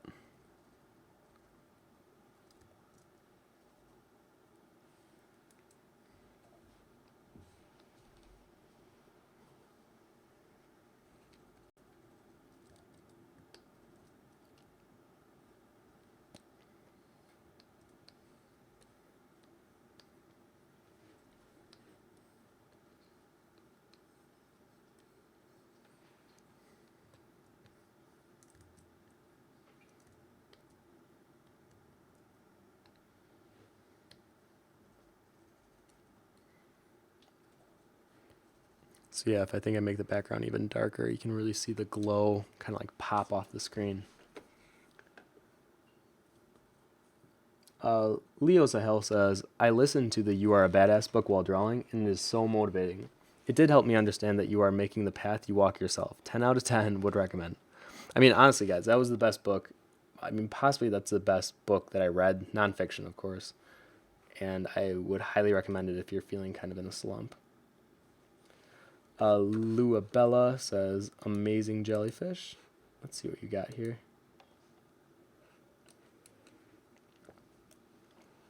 Oh yeah, that's a fun color scheme. I really like the use of cyan and magenta next to each other. I love that color palette. It's usually more of like a cotton candy or something more delectable, but I like it in the jellyfish too. Okay, how much time we got? We got a half hour left. Okay, let's see here. I know Terminal Girl really wanted some hair. So let me go ahead. Actually, I think I have a good piece that we could add.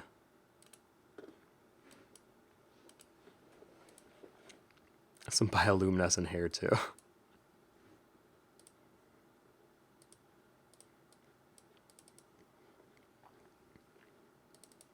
Sorry, Christina.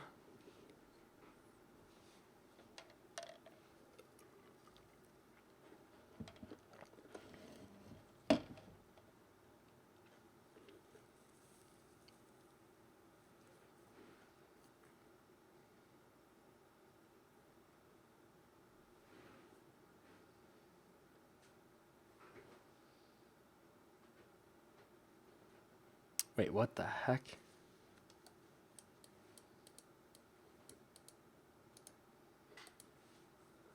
What are you guys saying to me right now?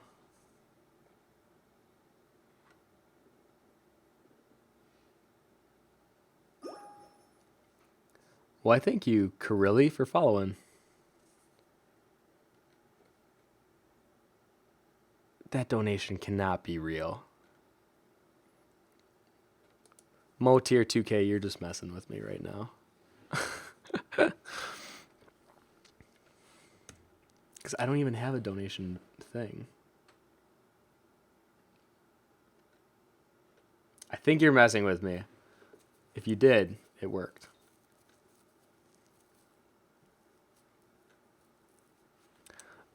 Okay. So we kind of have some bioluminescence happening underneath her hair here. But let's just make one strand kind of bioluminescent. I think we're going to work with this strand in particular. I think the best way to work with this.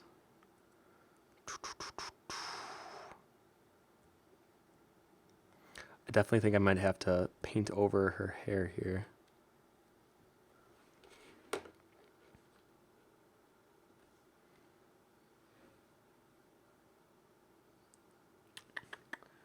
Gypsy Hummingbird says, floating in all that Mountain Dew will do that too. You know what? We're going to give this a try. I have never really done bioluminescent hair, but based on the studies that we just did, let's go ahead and try to apply it.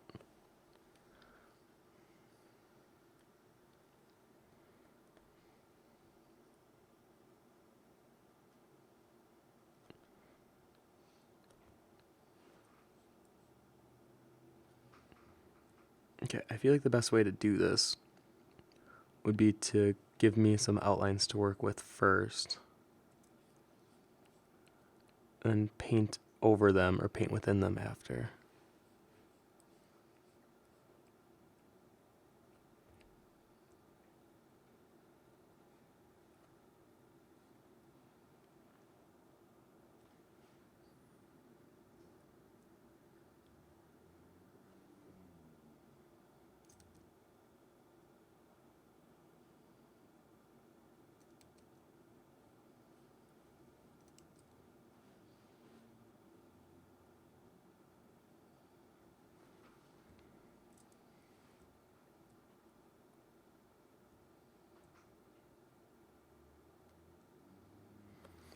And it's so funny, I see so many digital artists do kind of like a glowing hair effect.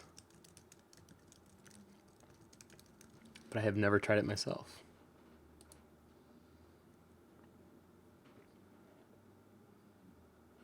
So even like looking up examples, it looks pretty solid, and then there's like areas where it's really light in value. So I think that's what I'm going to be trying to recreate here. It's kind of like that. So let's see if we can recreate that here.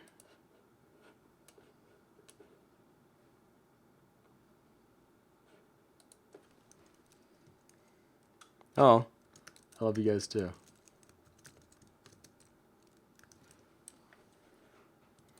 Fridges all around. Okay.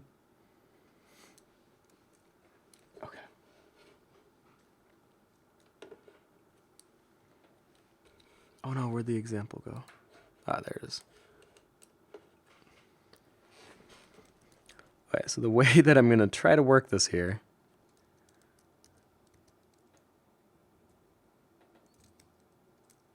Oh, you know what? Let me blur out some of the edge.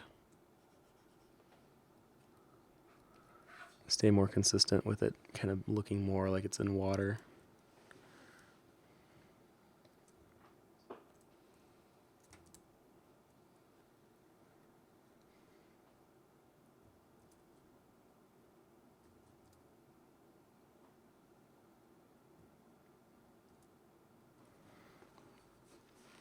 Okay, so what we're going to try doing here is giving this strand of hair some bioluminescence. So I'm going to just mask it out. Actually, no, you know what I'm going to do first? I'm going to lock the layer, give it some of that natural shadow and depth that it would have.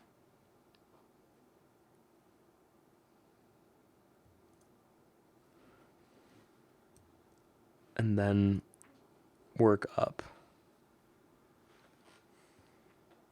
some of the bioluminescence here. All right, so now I'll make a new layer. I'm going to do a soft light first.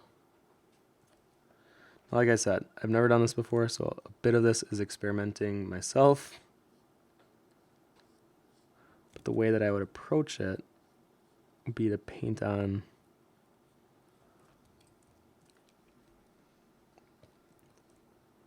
some of these strands.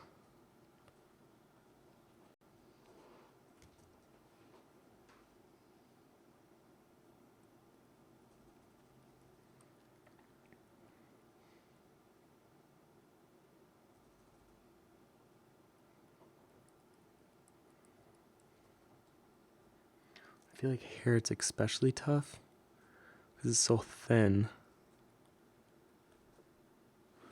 You really have to be careful with the placement here.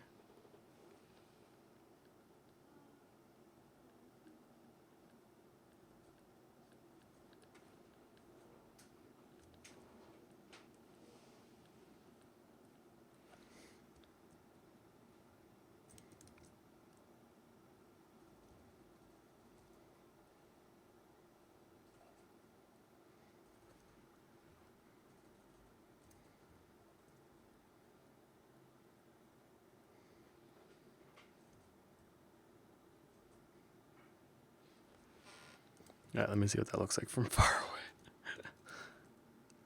It still doesn't have that pop. Okay, I hate to say it, but it's color dodge time. Oh boy. Oh boy.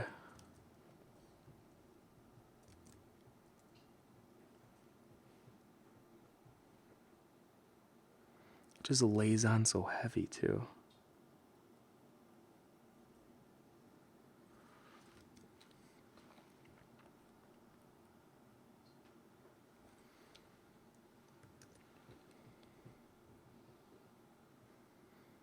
I guess something like that. I feel like we're getting there.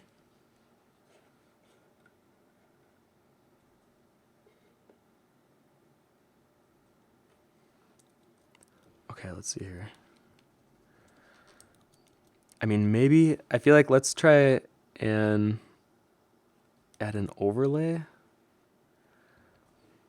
I feel like to really make this pop quickly, I have to use some digital tricks, as much as I don't like using digital tricks.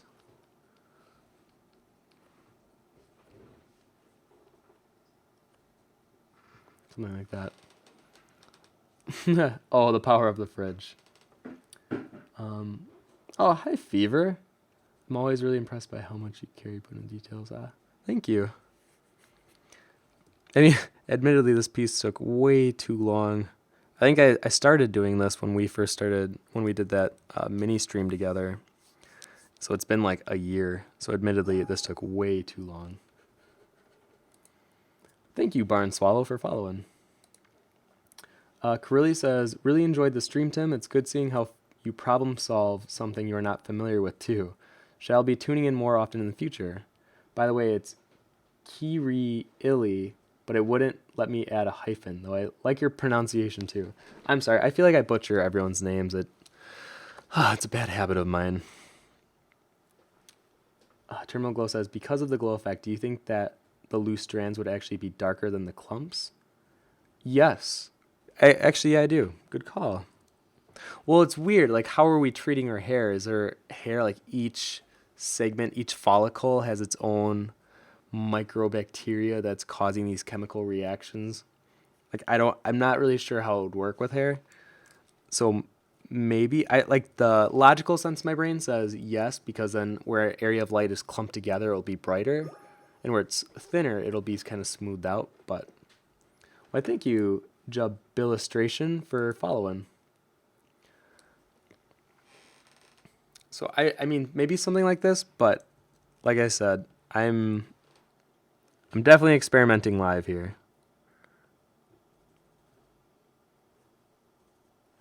I think it would be something like that. So I hope that answered your question on how to paint bioluminescent hair. Oh no, I don't like that at all. Hold on. Let's try something.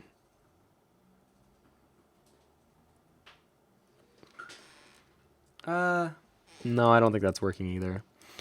I get a little nervous when doing these kind of effects because I feel like there is a level of working in digital where I call it digital trash. And I refer to myself when I'm working on it, where it's you're relying too much on blend modes or liquify or things that can make it faster.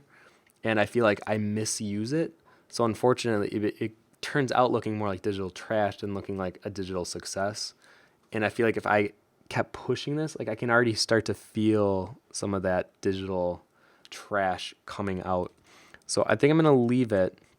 And if I were to push this further, I would try to paint on it without relying on overlay or multiply or color dodge or any of them.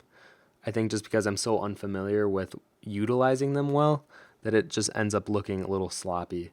So I think I'm going to leave that one there. And let's see. And I think that's, yes, we're about 10 minutes short, so I think we're good. If you guys have any last minute questions, I think now would be the time to ask. And then we're going to go ahead and cut the stream. I think while we're doing that, I'm just going to play with one more color balance on this jellyfish. Why, thank you, Miss Bazinga, for following. Oh, there are some questions here. Leo Zahel says, you are a vegetarian, you can't butcher anything. Yeah, I could not. Terminal Glow says, each strand is glowing is kind of what I'm imagining. Yeah, I feel like that's kind of the effect we went with. Kind of. But, I mean, I guess if it was everywhere, here, you know what? Let's try doing this really quick.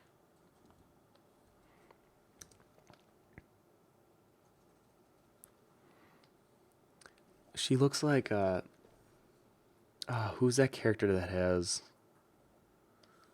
these like different strands, almost like Frankenstein's bride or Bride of Frankenstein.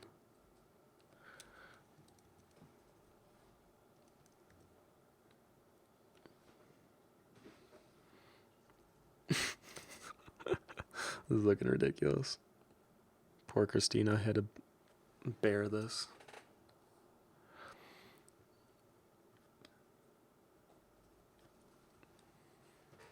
So, I mean, imagine if we had that everywhere. That's probably the end result we would get. So, I mean, it kind of looks like glowing here. I think we're on a right path, but I don't know. I feel like definitely near the base, like near the root of the scalp, it had to be a bit thicker. But yeah, that's probably the effect we would get. Digital says, is this your version of the tangled magic hair? Yeah, I guess. And then if you cut it off, it'll turn brown.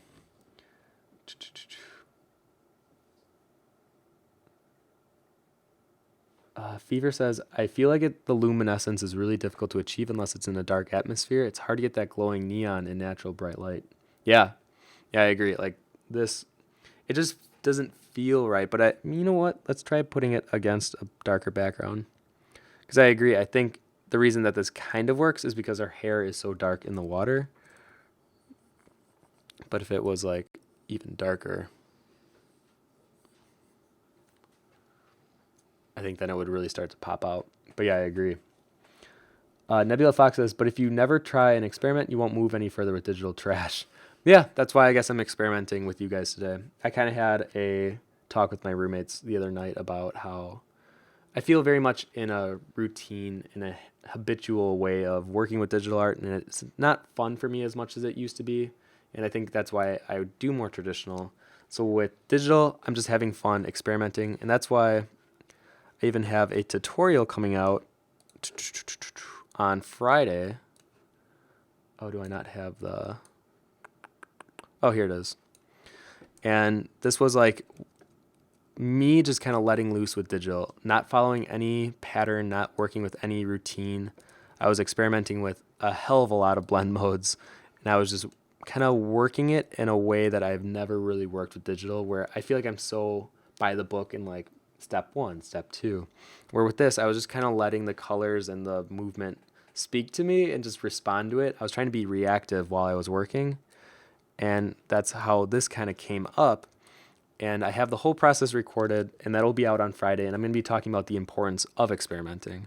And I think that's why this live stream was kind of reflecting how I'm more comfortable with the fact that I need to experiment more if I want to get better with digital, and that needs to happen, or else I'm going to be stuck in this rut forever, and I'm going to be just complaining or making excuses, and I don't want to do that because I always talk about not doing that. So instead, I'm going to push forward and really try to experiment with something new.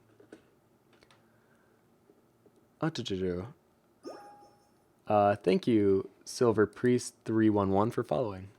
Okay, last few questions here. Faithful Imagination says, any more cons this year? Yes, I believe we have 9 more this year. I'm doing a bunch of Midwest ones. I'll be in Indiana, Anime Central, Indiana, Comic-Con, Spectrum in Kansas City, Colossal Con in Ohio, and then hopefully we want to go to FAX in Belgium, and then the Paris Comic Con if possible. So we'll see if we can get into that. Gypsy Hummingbird says, officially the snack queen. Oh, poor Christina. Super Fudgy says, are you vegetarian because of religion or because of animals? Because of animals. I love animals. CG Rifters says, I think Christina bears the shame of this with dignity, but secretly plots your demise. I know, I feel like I'm always having her be my experiment. I was throwing corn chips at her the other night, and a pizza slice at one point was in her hair.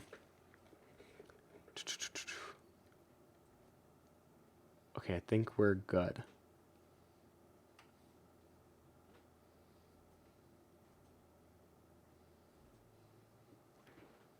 Okay. I think that's it. I think we're going to cut it off here. I want to show you guys one more time what we went through. So we did the mushrooms with kind of a normal bioluminescent and working with how the background seeps through the stems because of how thin the stem would be. So the background color would actually seep through and it would have that transparency. The seaweed kelp, this one definitely borders a bit more on the digital trash that I was talking about. But it's the same idea where if you have the lighter colors against a dark background, the light will really stand out. And with this, having some of the glow be like slightly off of the subject matter can help kind of create more of a illuminated effect. And then the jellyfish was kind of more fun. But the thing to keep in mind here is see how bright it is near the exposed brain tentacle part. And then as it goes under the mushroom cap up here, it becomes slightly more diluted, a little more yellow because of the color of the jellyfish. And it's not as bright because of that. It's diluting the color. And then finally, poor Christina had to get her hair dyed. We'll go back to just one. And I'm still not sure if this is the right way to go about doing a translucent hair, but I think it's a great experiment for creating a very vivid lit colored hair. And I think if you played around with the lighting here, it could actually work. So that was our last example. So we went through those 4 things today. Now next week, I think we should have some fun and maybe I actually might do more of like a collaboration piece. We'll see. I know some of the people in the house may want to do that, but I think we should do something kind of fun, and I'll let you guys know by next week. And if you're interested, stay tuned for that tutorial on Friday. And I think that's it. I think that's everything. All right. Thanks again, everyone, for coming to this live stream. We do these every Wednesday at 2 p.m. Central Time, and that's -6 GMT. And huge thanks to everyone that came out to Emerald City and that stopped by my booth. It was great meeting you guys, and especially Faith. You were so helpful for myself and Key that I just want to thank you again for doing that. Okay. I think that's all I got. Take care, and hopefully we'll see you next week. Bye, guys. Bye. Bye.